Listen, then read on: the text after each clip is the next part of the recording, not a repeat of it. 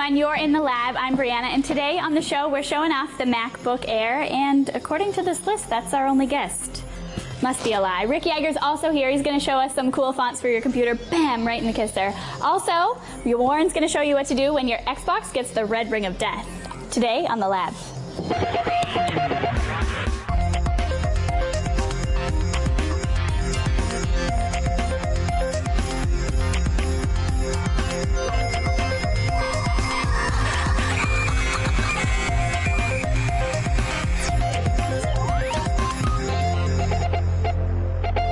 Good to see you and welcome. It's time for the lab. I'm Leo Laporte, and this is the show where we're going to explain how all your technology works, from your computers and your cell phones to your home theater.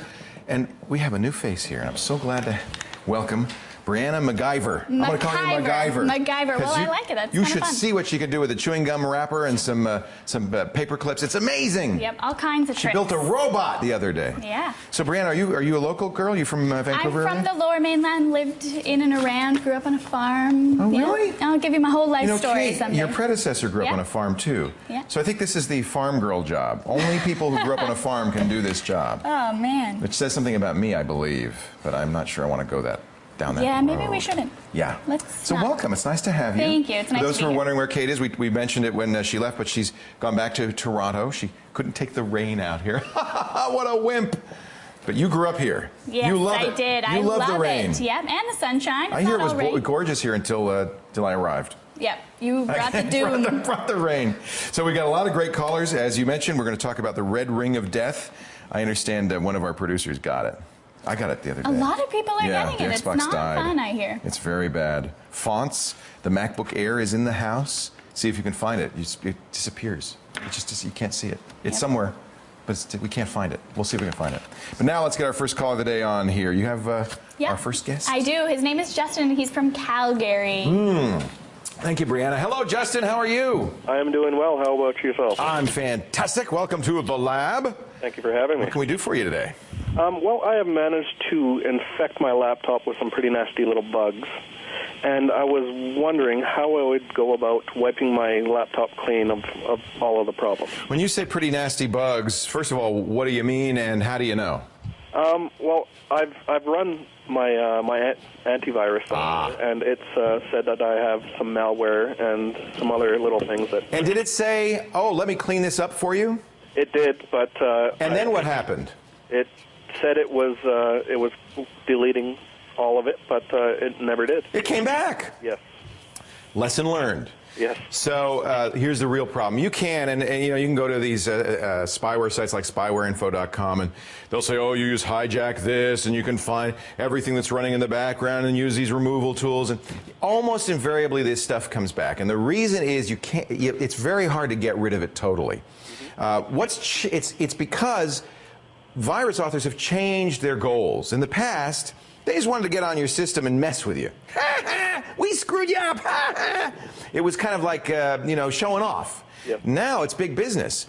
What they're trying to do is get on your system and either pop up ads that they make money every time you click, or take over your system and sell it for 7 to 10 cents a system. I mean, it's big bucks here, to spammers who use your system to forward spam, or to hackers who use your system to attack other systems. Sometimes they put keystroke loggers on there to capture your passwords and to try to break into your bank accounts. There's money in this. So all of a sudden, these guys have a strong incentive to kind of hide, to get on your system and not let you know they're there. They no longer put up a splash screen, say, we got you. They get on there and they're stealth mode. Furthermore, they tend to embed themselves in system files, so an antivirus can't get rid of them. If it did, it would damage the system file and you wouldn't have a bootable system. When this transition started happening, we used to get a lot of calls from people saying, I ran anti-spyware and now I can't get online. Or I ran my antivirus, now my system won't boot. Well, pretty soon the anti-spyware and antivirus folks figured it, I guess we can't remove these viruses. So all of this is prelude to the bad news for you. You ready for it? I am. You're going to have, Justin, you're going to have to format your drive and restart. Okay. You're going to have to reinstall Windows. Do you have your original Windows disks? No, I don't. Oh, that's bad. Well, you borrow some. Okay. The only way out of this is to start from scratch. And I mean format that drive. Now, you're going to want to back up your data. Most of the time, that does not back up the bad guys. but it's a good idea to scan anything that you've backed up to make sure you don't have any infections on it. So just back up data. You can't back up applications. That may carry viruses with it. You can't back up system files. You just back up your data. Format the drive. I mean, completely format it and start from the security experts would say, reinstall from a known good installation, which means really your Windows install disk. You have to start over. There's no other way. This stuff hides in there. Your antivirus told you, I've got rid of it, and it came right back. I'm sorry, Justin. That's just the bad news of it. Oh, that's what I was expecting. Now, let me tell you, very important, from now on, the antivirus and the anti-spyware programs, they're good to have. They're backup. They're like belt and suspenders, but they are not the first line of defense. They're the second line of defense. You're the first line of defense. I say this practically every show, but it's important to say your behavior is what keeps you from getting infected. So don't open email attachments. Don't click links in email. Don't go to websites that are a little sketch, especially doing file sharing sites. You download music from the internet? I do. If you use iTunes or Pure Tracks, okay. If you use Pirate Bay, that should tell you something. Pirate Bay, arr! You don't want to download from file sharing sites because that's exactly where the spyware and virus authors go. They put their stuff on there masquerading as legitimate files. You get it immediately. Those are the things that are going to get you in trouble, okay? Okay. So change your behavior. Always install Windows updates the minute they're available. Those critical updates will save your life. So this is what you're going to have to do. You're going to have to go back to your install disk, find one from a friend, format the drive, and reinstall from scratch. It's the only way to recover. No antivirus, no anti-spyware works anymore. I'm sorry, bad news. Coming up, Brianna's tip of the day. Warren's going to show us what to do. Warren's another new face, or should I say a new head. I'm sorry, I didn't mean to insult you. He's coming up in just a bit with the red ring of death. You stay right here.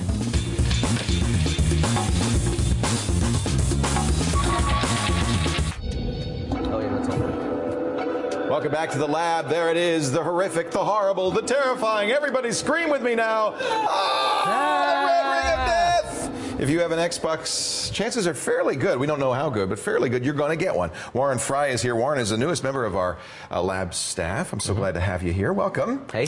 Big-time geek, Doctor Who fan, which you do a Doctor Who podcast. I do. It's called RadioFreeScaro.com. That is just perverted. Sick, weird. What is Doctor Who? It's a TV show. It's a TV show out of England. It's been around for almost 50 years. And now. there's a new Doctor Who. There's a new Doctor Who.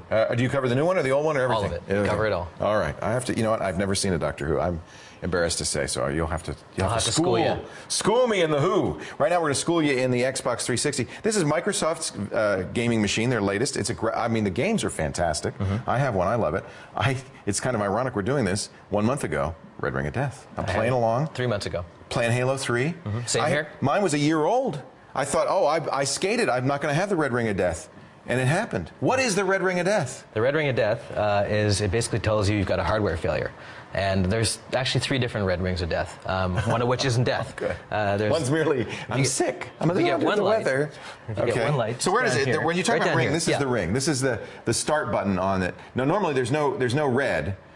Show us a four segment Red Ring of Death. You're going to disconnect the video. That gives you 4. Okay. That means that your AV cable is out. So really, it's not that bad. But you can see there's 4 segments. So so they can light different parts. I guess it's a way of communicating to you about what's going on. And if you see 1 or 3 of those, that means your machine is, well, gone. Gone. And your recourse is? You have to send it into Microsoft. You call Microsoft. Now, the thing is, Microsoft, this has been such a problem, has actually allocated $1 billion to fix this. And you call them, and it's free, right? If you, as long as there's a 3-year limit. Yeah, at first they had they denied it was a problem, and then they finally buckled and said it was a 3-year. They had to give a 3-year warranty. There are some Xbox is just now 3 years old, so there are some people with Xbox 360s who may yet get it. Who are going tick tick tick tick tick. Whoa! Let's hope we don't get it. So what happens? You call them up and what? Well, you have to register it first. You have to go online. It has to be registered. Okay. Register. Once it's registered, you call them up. You go through this whole process to confirm. Now, by the way, you can't register it if this is dead. You have to do it on the web. Yeah, that's right. Okay. You have to go on your computer. So if yours is working now, it might be a good time to register yours now. Exactly, yeah. And you will anyway. If you're on Xbox Live, you're pretty much pre-registered anyway. Okay. So then you call them, you go through a process. They send you a box. You put it in the box. You send it off, minus the hard drive and the faceplate, and then you wait. Yeah, that's important. Just detach your hard drive because that's your data on there, and you want to make sure you get that back. In fact, the only thing you need to send them is the box, nothing else. They actually insist upon it. Yeah, and what do you get, and how long is it going to take? Took me about a month. A month. So anticipate a death for a month. So we actually, this happened to Craig Surhit, our senior producer here, and we have video of Craig. Is he Is he dying? Is he tearing his hair out? This is his Xbox 360 and his red ring of death. That's the single ring. How is that different from a 3-ring? I don't think it does. It's just a hardware failure. Microsoft doesn't say what's going on. In fact, have they ever said why this happens? No, they've never explained it. There's theories like that chips overheating, or they rushed it to market too. It was the first one out of the gate for the next generation of consoles. Right. I've heard a lot of theories about it, and also a lot of weird theories about how to kind of prevent it or to fix it. In fact, Veronica Belmont did a Mahalo Daily in which she said if you wrap it in a blanket after your red ring of death, you might be able to get it back for a little while. See, that just sounds bad because it's hot get to it begin hotter. with. Yeah. Well, here's a 3-ring video. This is what a 3. That's what you really don't want to see that. How did you make that happen? Did you open it up? He just get turned inside? It on. Just turned it on. That's the one? This thing is flaky. You know, I had mine for a year and a half, I think, and nothing. It worked great. I thought, oh, I've skated, I've missed it. And I started playing Halo. You said it was Halo 3? Right in the middle of Halo 3. Yeah. Done. And so, I mean, does that mean the game makes it hotter? That might be what it is. Huh? I wouldn't know about Halo. I know Call of Duty 4 is incredibly noisy, but still works in my Xbox. Isn't that funny? So they're admitting that there's a problem. They're not saying what the problem is. They're fixing it for free if you're 3 years or less. They send you a box, you send it back. What are the theories of what's going on? Chips overheating, rush to market is the big one. They put it out too fast. Yeah, they did. Now, will I get a new Xbox if I send it in? Canadians will get a new Xbox. You send it in. In Canada, you get a new Xbox. Americans get it repaired. I get a refurbished Xbox or repaired. Yeah. And I've heard people say they've had it sent it back several times. Yeah, it becomes this cycle because they get the same crappy Xbox. Right. If you're lucky, you get a new one. Have they redesigned the Xbox? Have they made it more cooler? You can get ones that are faster chips in them, but that's a crapshoot. You really don't know what you're going to get back. Wow. Now, another thing I noticed is that as soon as my Xbox got sent in, they disconnected my Xbox Live. Is that normal? No, that isn't normal. Mine worked fine. You do get a free month of Xbox Live for your trouble. For my trouble? Yeah. Thanks, very nice of them. Yes. A free month of Xbox Live so that I can pay them later for more of it. No, okay, well, I have to call them then. How is the public reacting to this? It's surprisingly, it hasn't been as much. I mean, there's always been noise. There always is noise on the internet, but it hasn't been a complete furor. Yeah, I mean, I have to say, after it happened to me, and now I've talked to so many people that it's happened to, I have to say I'm less likely to recommend this, especially with the PlayStation 3 out there. It doesn't happen to the PlayStation 3, at least so far. It's been pretty reliable. And the real issue is there aren't as many great games for the PlayStation 3 as there are for the Xbox 360. Exactly. And that may change. You almost have to have this if you want to play Gears of War, or, you know, the Halo 3. Now, the orange box is available for both. And that happened to me, too. The orange box was about to come out, and my machine died. That's what it really kills you. And that was the one I was waiting for. That's what it really kills you, is you get a brand new game, and it dies. And now you have to wait a month, 3 weeks to a month before it comes back. You know, as much as I'd like to say, whatever you do, don't buy an Xbox 360, I'm very tempted to, because we don't know what percentage, but it's what is it, high, you say a 1 in 3? It's around there. I heard 40%. 40%. Nobody knows because Microsoft's not saying. But yeah, you don't have the stats. But they put $1 billion into this fund, which tells you they expect quite a few Xboxes to be returned. How can we recommend a consumer product that has even a 1 in 4 chance of dying sometime in its lifetime? I mean, but at the same time, it's hard not to because that's where the games are. Yeah. You'd have to decide for yourself if you want to buy an Xbox 360. Are they better if you buy them today? I think there's probably, they'd have to be. You'd have to think over I don't the see next any 2 evidence. years. We don't know. We don't know. They might be better. Well, here's hoping. Here's hoping they're better. You know, I would love to recommend against it. I understand why the community is not screaming for Microsoft's blood. They should have designed it better, but we love the box. We love the games. We love what we can do with it. It's one of the few things they've done well. It's a really good product. It's just that they have this, you know, little issue. Thank you, Warren Fry. Warren's site is Freiburg, FREYBURG.com. That's a great place to go. And, of course, you'll see a lot of him on our site, labwithleo.com, including a write-up on the Xbox Red Ring of Death. Do we have any advice about how to avoid it? Keep it cool, I guess. Keep it cool, yeah. That's about it. That's and about cross it. your fingers. Mostly cross your fingers. Mostly. Coming up, we're going to add fonts to our system. Fonts are so much fun. Ricky Yeager will show us how. More of your calls, too. But right now, let's get a close-up of something you might commonly find around the lab. I know what that is. Finally, I know what it is. I know what it is. Do you know what it is? Think about it. We'll come back and zoom out when the lab continues.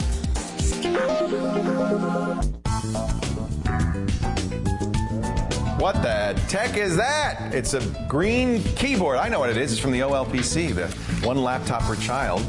I think it's my one laptop per child. That's why I got that one. Finally, now I've got 4 out of 181 shows.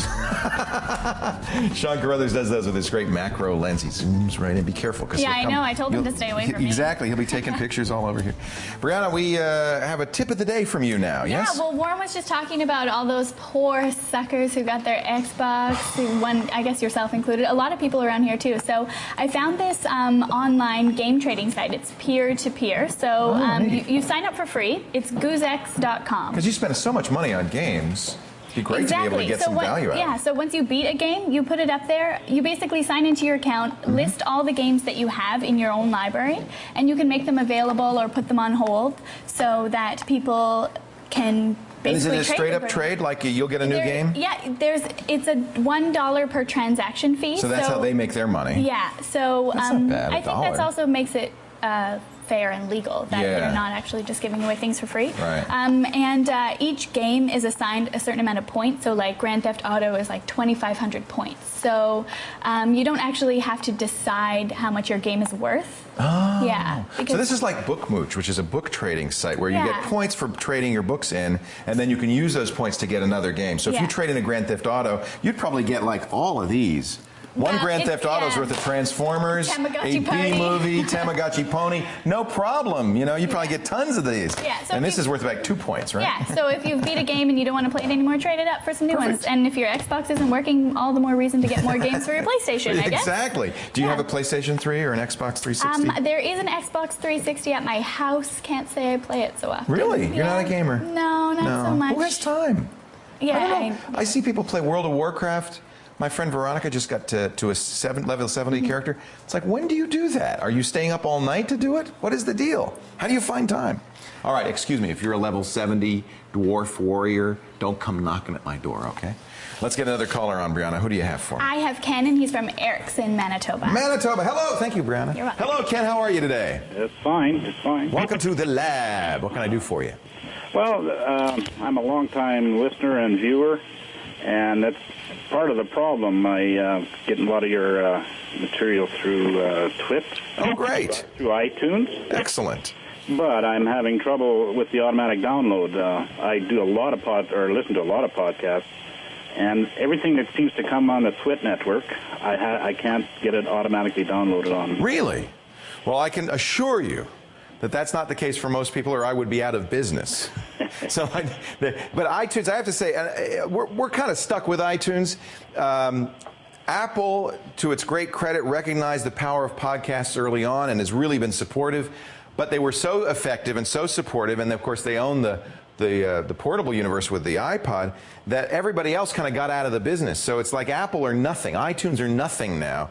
And in a way, that's unfortunate, because if it doesn't work, you've got problems. So let me, real quickly, we'll go in here and we'll subscribe to a podcast, and I think I can figure out what's wrong. First thing you do, if you have iTunes, is you go to the iTunes store, which, by the way, is confusing. Since podcasts are free, you're not buying them. But over here under the iTunes store, you'll see music videos, and then finally podcasts. It's funny, these are free, but they're in the store. I don't know why. When you click podcasts, though, you'll get a display that looks very much like the iTunes store with, highlighted podcasts and so forth. You can search for podcasts. And if you go to technology, you'll probably find a few, 1 or 2 or 3 or 4 or 5 of my podcasts. Here's Twit. That's, I guess, the biggest one. So I'll click on the Twit album. And then this is where it gets confusing for a lot of people. It does say free here, but then there's this subscribe button. I think a lot of people think, wow, if I press the subscribe button, I'm going to owe them money. Nope, it's free. You just press subscribe. It'll say, you sure you want to subscribe? You say yes. And now once you've subscribed to a podcast, what it does is it adds that podcast to your podcasts folder under the library folder. These are all the podcasts we subscribe to, including Here's This Week in Tech. Now you see, it's getting it. And now, if you don't listen for a while, iTunes will put a little mark up here on this triangle, a little exclamation mark, and you click it, it'll say, you haven't listened in a while, do you want to get them? And you can do that. If it's got a red exclamation mark, it's not downloading them, it says there's something wrong with the feed, then what I would probably do is resubscribe. You can delete the subscription by going down here to delete. Don't delete the podcast, just delete the subscription. Actually, I guess it does remove the podcast, but that's all right. Keep the file, just don't, and then resubscribe. Go back to the iTunes store, press subscribe again, And usually that fixes any problem that occurs. Okay. You can re-add any files that are missing. Have you tried that, resubscribing? I've done that, lad. Like I've been listening to podcasts for a while. The problem is I have about 200 subscribed, but just with the Twit network, with that little exclamation mark, every time I hit it, it says I cannot connect. And it's only basically with Twit TV. In fact, I cannot even, I go through that iTunes store. I've done it for a while. But if I even go to that iTunes store and go into your site, when it hits go to the website, I can't even connect to that website. Oh, interesting. You can't pull up the twit.tv site. Nothing, yeah. And it only happens on Twit TV, and that's what I can't figure out. Well, I think you have to pay. There's a couple of possibilities, but I would call your internet service provider. There's nothing special. You happen to be talking to the webmaster, so I know a little bit about this. There's nothing special about Twit.tv. Here's a site right here. It's a normal website. It could be that for some reason it's being blocked by your internet service provider. Given all of the issues that you're having, basically iTunes is having the same problem. That's why you're getting that red exclamation mark. When it can't get to the feed, which is on the same thing, it can't download it, then it's going to give you that red exclamation mark. There's something going on with your internet. What kind of internet connection do you have? It's a high speed through who? Through MTSNet. Like it's I guess it'd be local. It's a Manitoba ISP. Yeah. I would call them and say, hey, I'm having trouble with some specific sites. Is there anything that you know of that's going on? If you want to get a little geeky, you could do a trace route and see where it's stopping. Do you know what a trace route is? Somewhat. Yeah, you can download free traceroute software. What it'll do is it'll tell you one by one all the servers, and you can see where it stops. I suspect it's your internet service provider doing something. It's not very common that this would happen. Okay. But it's the only thing is I can still download them, but I have to go in and it's on on that actual site and it says get episode, and I hit that and I can download it. Well, you can go to the site then. I can go to the site on iTunes in the store. Like when I hit... but you can go to twit.tv and the website comes up? The website doesn't come up. But when I go on, say, Radio Leo... It sounds like it's off and on. Radio Leo is a different website. It sounds like it's off and on. I'm thinking that there's something going on with your internet service provider that's blocking that site. I would ask them.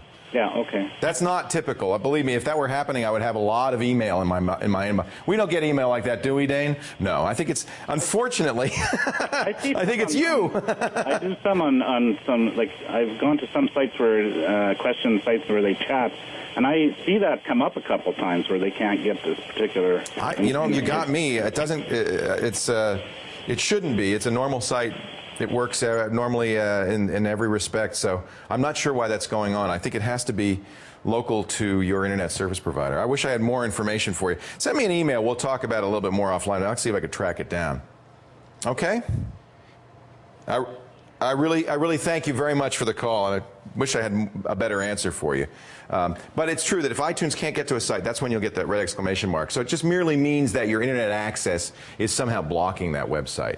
And if that's the case, you could look at your system and try to figure out what's wrong, or you could call your internet service provider. If there's nothing wrong with your system, if it happens on all the systems in your house, then it's probably your internet service provider. We're going to take a break, come back in just a little bit. Look at this. It's thin, it's beautiful, it's lighter than air, but is it something you should buy? The new Apple MacBook Air. We'll take a look. Rick Yeager here is going to talk about fonts, too, as the lab continues in just a bit. But first, our quick quiz question of the day. What's the range of thickness for the Air? Now, don't go to the website and look it up. See if you know this off the top of your head. Is it 1 to 1.5 inches, 3/4 of an inch to an inch? Is it 0.49 to 0.76? I don't know. 0.16 to 7? You think about it. We'll talk about it a little later on when the lab continues. Stay right here.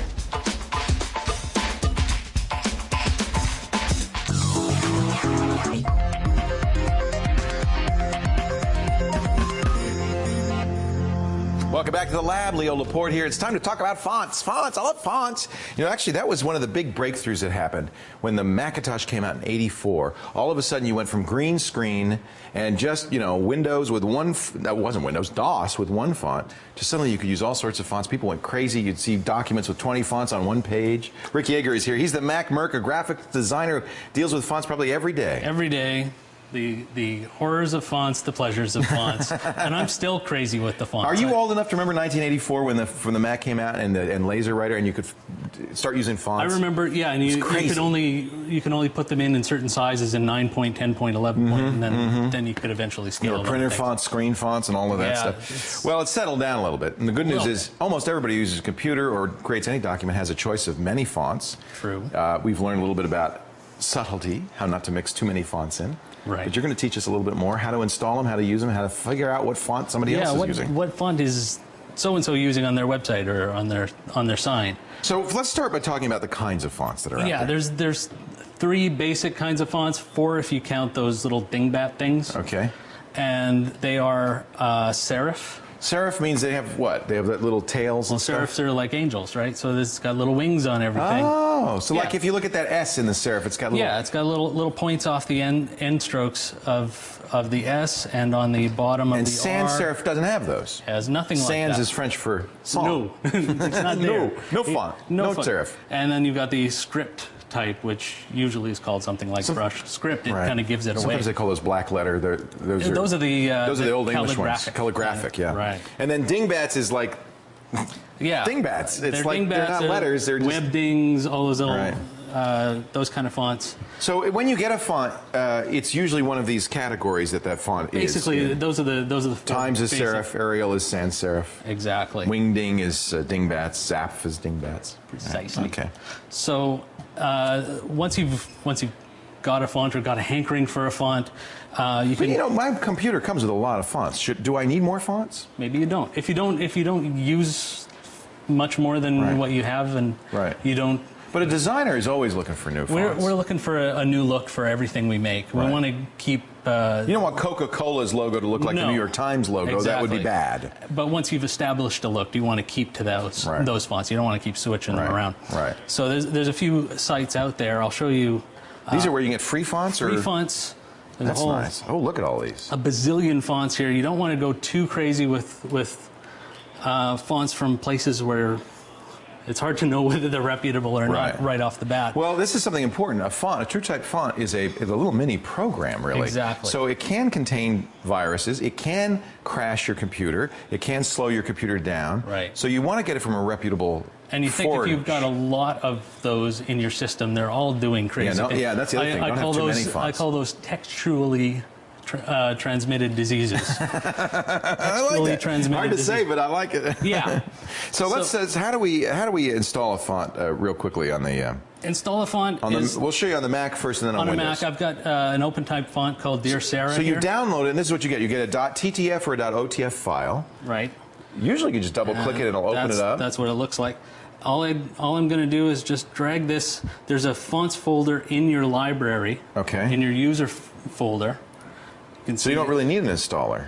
You can use FontBook. It wasn't working for me today. It was okay. That's in the utilities folder. Exactly. It comes with Mac OS 10. Okay. And I find that if you have a lot of fonts, it doesn't work so well. You'd want to use like an Extensis Suitcase or these are commercial programs. Linotype Font Explorer, those kind of Extensis programs. Suitcase or Linotype.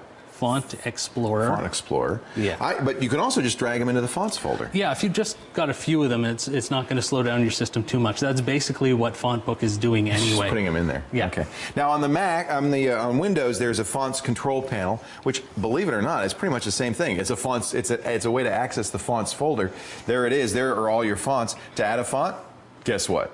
Drag it in. Drag it in. It's pretty simple. Yeah. and there's the font.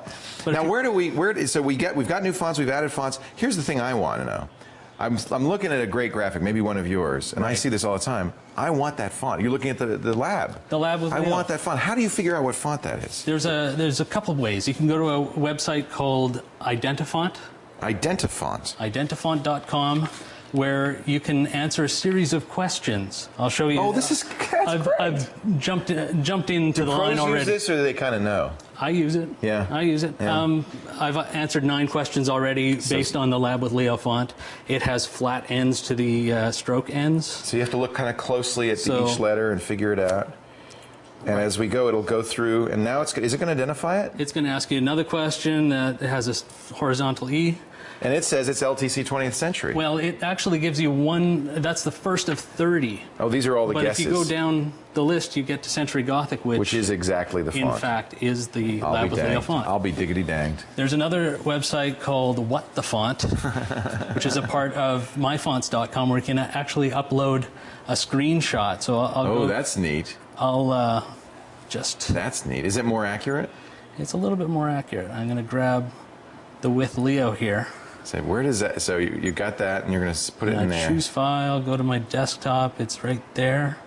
Upload it, and it will... It actually figures it out. It will analyze the image. Wow, that's clever. It doesn't understand the I because it's in two parts, but if I drag one up to the top, I can tell it that's a lowercase I, that's a uppercase L. Uppercase L, and tell it to search. Wow. And it gives me... It gave you some choices. Now you can look and see which one matches the close. Did it get it right? I'm sure in there somewhere. Somewhere in there. Now it's getting a little farther afield. Very cool. That's called... That's called What the Font. What the Font from myfonts.com. Myfonts.com. Very cool. And one thing before you start looking for what a font is, you should identify that it actually is a font. Because a lot of times... it might not be a font. It might be just hand-drawn. You see my fancy Lab with Leo Laporte. That's not a font. Actually, it is. Oh. But this is an example of what it would look like if somebody hand-lettered it. This one is actually CandyScript. You can get this from beer.com. I like that. It's an open-type font, and open-type fonts have all kinds of little, they call them alternate characters. You'll see there every capital L is different. They're all different. And that's why it looks hand-drawn, because it's not the same L each time. It's got that random human element to it. Rick Yeager's the Mac Merc. He is a great Mac site where you get tips like this all the time, macmerc.com. He also works as a graphics professional, a place we don't tell anybody about. I don't know why. Do you want to give him a plug? Design One. See? Design One in Langley, British Columbia. Now they're happy. The boss is happy. I took a day off. You took a day off? You got something for it. Coming up, have you seen the MacBook Air? Oh, this thing is beautiful. Ryan Ewell with one of Ewell's Jewels, our free file today, and more of your calls too. You stay right here. The lab continues in just a little bit.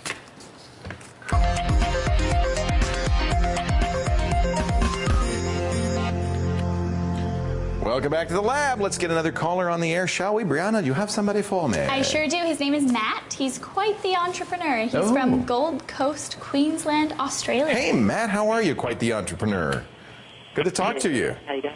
What? So how old are you? 16. And you're an entrepreneur. How cool. That's great. What's your site?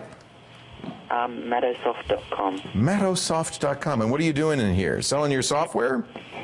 Yep. Hey, that's excellent. Some, during school time and out of school, so thought I might make a website. And why not? You got lots of free time, right? Yep. Don't you have homework in Australia? Yeah, my kids are always saying, I don't have any time to do anything but do homework. I think this is so great. I think it's what's really exciting about technology is a 16-year-old can have a business. And, I mean, look, Bill Gates started when he was 16. Mattosoft could be Microsoft, the next Microsoft, right? Yep, sure is. You saw it here first. What kind of software do you write? I use Delphi. Oh, Delphi's great. And Delphi, yeah. And I just write simple programs that people can simply use. Let me, Delphi, writing in Delphi, is it a little bit like Pascal? Yeah. Yeah, because it was based originally on Pascal, but it's got a lot of support. It's a really powerful programming language, and I think very exciting. Let me see. Who does Borland still do it? Who does the product? Yeah, Borland. It's still Borland. Okay. Really an exciting programming language. So you want to sell your software? Is that the idea? Yeah, I've currently got set up just has buttons to PayPal, but I was just wondering if there's any free e-commerce shopping cart software. Yeah. I mean, it's probably a good idea if you're going to start selling stuff, especially if you're going to start selling a lot of it. I mean, if you're only selling onesie-twosie, you can handle it by yourself. That's probably what you're doing right now. But if you want to start growing it and you want to do your own e-commerce, it can get very complicated. Generally, if you weren't a programmer already, I would say, if for instance, if you were crocheting baby booties, I would say you probably want to use the Yahoo store or some pre-built engine. I'm going to go to the Yahoo store now. Let's see, I got to log into Yahoo. What's my password? There we go. The Yahoo store does it all for you, sets up a website, does the e-commerce, and of course I got my password wrong. Well, I'll go to it later. But you're a programmer and you have your own website. You want to do it yourself. You want to add e-commerce to your site. So a lot of people, like my friend Steve Gibson, will actually, because he's a programmer, will actually write their own software. That seems like a lot of work. I'm going to recommend an open source solution. I think that's probably the best way to go.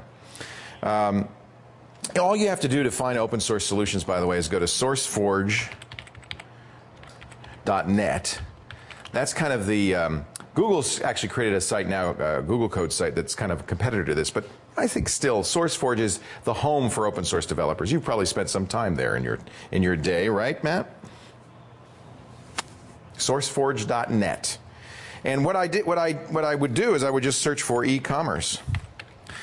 And you'll find, actually, if you do this, because I did it, 113 different e-commerce solutions. Now, how do you know which one to use? Well, I always like to look for one that is downloaded the most. So I'm going to actually sort it by downloads. The more downloads usually means that it's more popular, it's more active, it's being used by a lot of people. Here's some very good choices. This is one that looks pretty good. It's called PrestaShop. PrestaShop. Absolutely free. It adds e-commerce to your site. It's written in PHP. Is your site a PHP site? Yeah. Yeah. Should be pretty easy to integrate. Here's the good news. It supports PayPal if that's how you want to take your payments. And it will do the kinds of things that you want to do. You install it. It allows people to shop around. When they, say they want to pay, they can give a credit card or go to PayPal.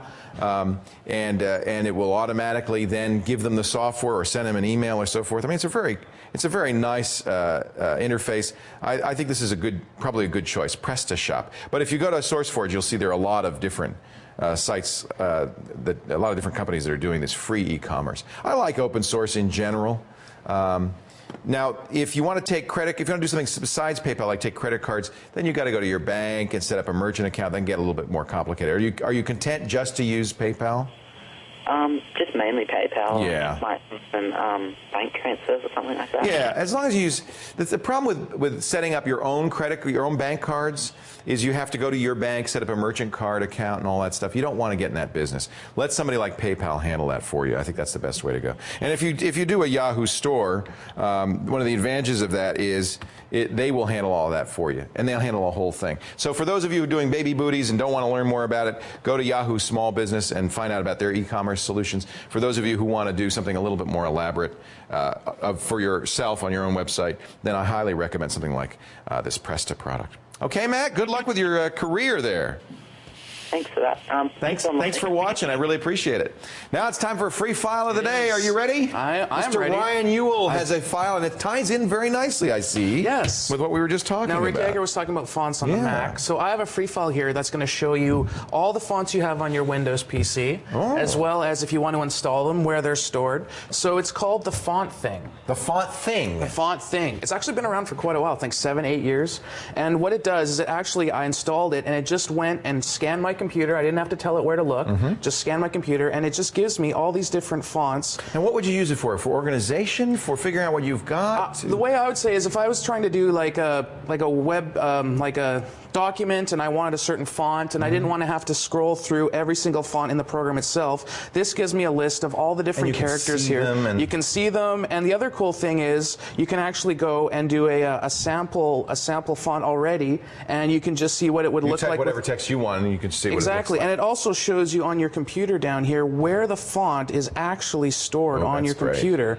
You can uninstall it from this program. If you don't like a font, you'll never use it, you can uninstall it. So it's just a great way of organizing and seeing all your fonts in one place. It's free. And how much is that? You said free? It's free. Free? Unbelievable. Absolutely. Where would we find that? You go to labwithleo.com, check free files, Yule's Jewels, you'll find this and many more. 181 as a matter of fact. And fabulous jewels. Yes. Thank you, Ryan. You're welcome. All right, how thin is thin? How thin can you get? How thin? It's lighter than air. That's how thin it is. The new MacBook Air. It's pretty. Sean Carruthers gives us his review, pro and con, in just a little bit. But first, our quick quiz question of the day. How thin is the MacBook Air? There's the range of choices. Now, don't look it up. See if you can figure it out. We'll talk about it when the lab continues right after this.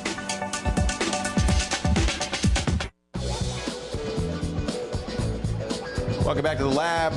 Before the break, we asked you this question: how thick or thin is the MacBook Air? Now, I didn't look it up, but I think it's C, half an inch to, oh, it's even thinner, 0.16 inches to 3/4 of an inch. It's clever. It's how do they even do it? Sean McCruthers.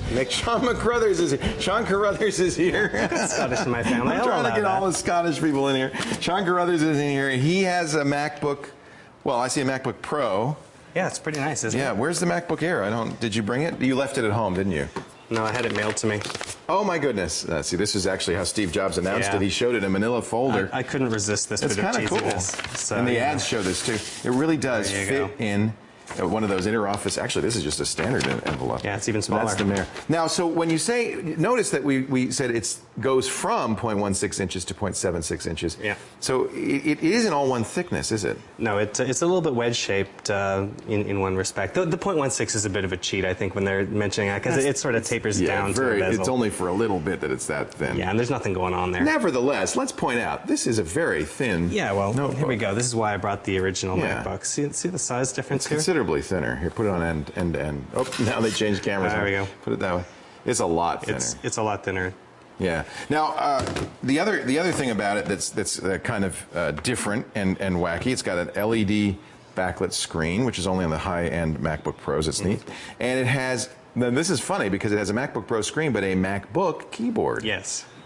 Which I guess the feedback on the MacBook style keyboard was very good. This keyboard. The one thing they did add to this is there is underlighting here, so when it gets darker or brighter, it will actually light from underneath. I can turn it up, but you won't see it because it's so well lit in here. But yeah, these glow, which is kind of neat. They go purple. So it does make it a little bit easier to use. I was worried that when they went to this smaller form factor that they'd actually shrink the keyboard to a smaller key pitch so that it would be harder to type. No, this is very usable. The same size. Also, my concern was it would feel fragile or kind of bend a little bit, but it feels very solid. When you type on it, it is a nice, solid... It's the same casing they use, the aluminum brushed casing that they use for the MacBook Pros, so it is very durable. It is very sturdy, in fact. I have to tell you, it's a little disorienting because it feels like it's about the thickness of something like a clipboard, right?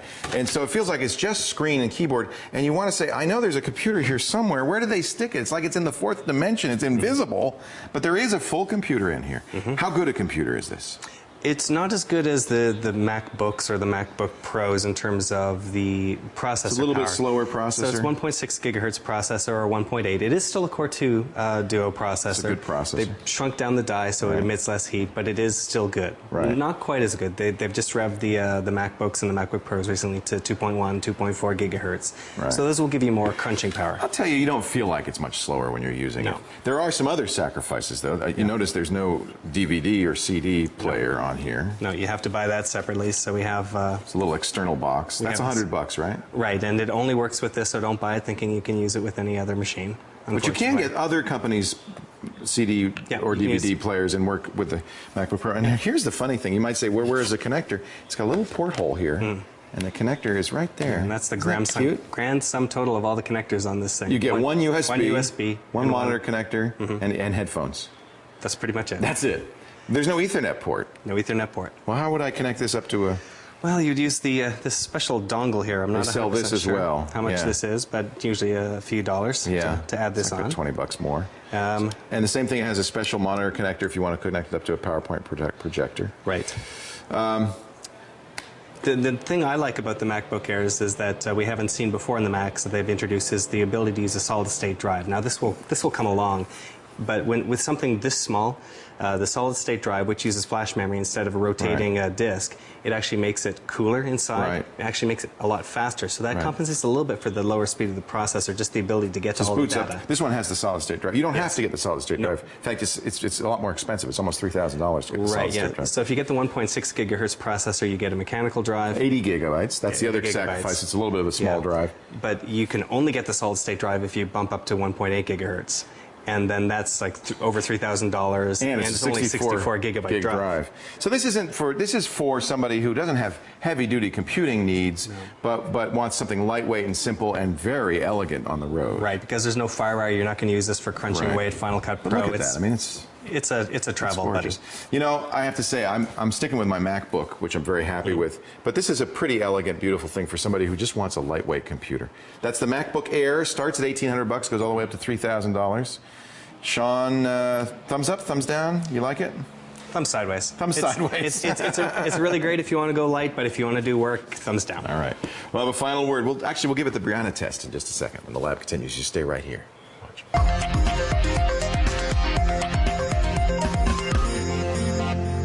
Sean's back with another shiny. Actually, this is an unshiny. It takes the shine from something else and powers up your devices. All of the light in the universe. What is this? This is the Soleo. You might remember Soleo for their line of solar charging gadgets for your other it's like a little mini solar panel. It is a solar panel, in fact. Oh, that's cool. But it also has a battery in behind there. Oh, so in here there's a battery that charges from the solar panel. Right, but it also charges via USB. So if you plug... So if there's no sun, if you're in Vancouver... No sun, exactly. You just charge it up via your computer. Yeah, so you plug that into your computer, and you can give yourself a charge and take that with you. How big a battery is in here? It's not a huge battery, so it'll give enough it'll charge your iPod a few times. Not run your laptop. Charge your phone? Yeah, it'll charge your phone, it'll charge your iPod. It has enough to do that. If I didn't have USB lying around, let's say I'm camping and I wanted to use this to keep my phone charged, could I do that? You can, in fact, do that. So I'd put it out in the sun while I'm out hiking, right? And then it'd have enough of a charge to charge the phone overnight. Yeah, so it'll gather the rays, and then when you're ready to that's kind of interesting. So here's the connector. This is the other connector on this, right? And obviously this isn't going to fit my phone or an iPod. But so you have various tips right here. So we'll plug that in. That's a USB tip. All right. So now we'll have you plug this one in. And then this is the iPod's cable. Oh, that's good. Yeah. So now I can charge the iPod. Mm-hmm. And so one full charge on this battery is enough to fully charge a touch there, or an iPhone? It will. Okay, cool. Pros and cons on this Soleo. There we go. So it does charge by the sun or USB, so even in Vancouver, you're still good to go. It has a clip-on design, as I was showing at the beginning, and it does have a few different connector tips, including a mini USB. You don't have a place to store the tips, unfortunately. You don't have a place to store that extra cable, so you want to get a little mini bag. I like it that it's only $80. I mean, that kind of makes it a pretty good deal. It is a good deal. Yeah, for camping. You can do a lot worse. Thank you, Sean. Thank you, Brianna. Your first day. How did it feel? Feel good? It felt great. I'd like to give you a little present, a little reward for doing such a good job. Warren, don't look at me like that. That means I get to keep it? No, Apple's going to come get it in about 10 minutes. But you got 10 minutes with it. Oh, well, what do you think? How do you like that Air? Well, I like it because it's shiny and it doesn't weigh very much, and I don't have big muscles, so you know it works good for me. I can. I think this is for somebody who's more style conscious, not like a geek like me and Sean who want power, or Warren want power, right? Yeah, exactly. But you don't care about that. No, I don't. Yep. So you would like something like that? I would like it. Now, would you pay $1,800 for that? Well, no, but if you're going to give it to me as a gift like you just did, that's not a problem. All right, so now I know. It's good for a gift. It is a little bit of money, I have to say. Yeah. Warren, how about you? You're a geek. You would want this or no? No, I'd take a Pro. He wants the power. See, it's funny. The guys want the disc. They want the bigger hard drive. They want more RAM.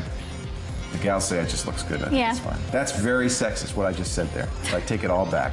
I am glad you were here, guy or gal. I hope you will tell your friends and come back soon. If you want to be on the show, they just fill out that form on the website, labwithleo.com. Exactly what they do. Brianna will call you. We'll see you next time. Thanks for joining me. Bye-bye.